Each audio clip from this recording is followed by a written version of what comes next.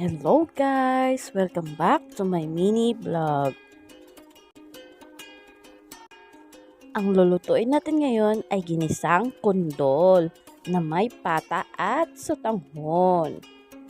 Ayan, maghahanda na tayo ng sibuyas, bawang, kamatis at hiwain ang kundol.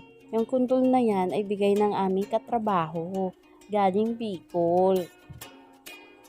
At marami pa siyang binigay. Ayan, gayat na po ang lahat. At hinugasan ko na rin yung kundol.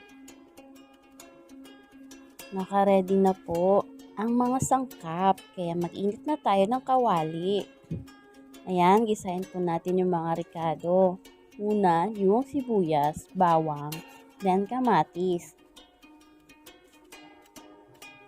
Haluin ng haluin hanggang sa maging golden brown.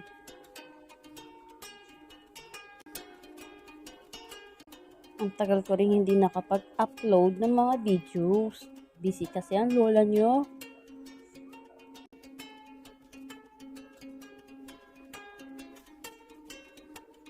Ayan, golden brown na po. Ilagay na natin yung pata. Malambot na po yan guys, yung pata. Lagyan ng toyo at paminta.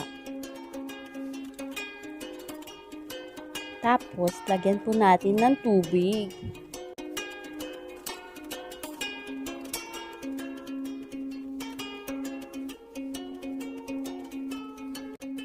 Ayan, mga 2 baso ng tubig po. Lagyan natin ng asin pampalasa or magic sarap. Pakuluan po natin to ng 10 minutes.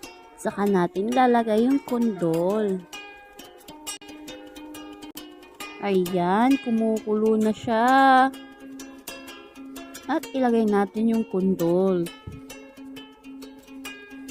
At yung sotanghon natin. At hayaan po natin siyang kumulo. Pakuluan ng 5 minutes at ayan, malambot na po yung kundol. Tikman nga natin. Lagyan natin ng magic sarap. Dahil kanina hindi ko nalagyan. Ayan, pwede na po siyang hanguin. Luto na po siya. Salamat sa panonood. Ayan guys, kain po tayo ng ating pananghalian.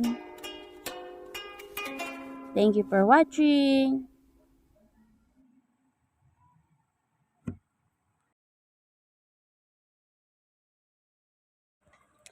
Ano na naman kaya ang lulutuin ko next video natin? Ang hirap. Hindi ko alam kung ano na naman ang lulutuin ko. Yung mga lutong tipid lang. At swak na swak sa bulsa.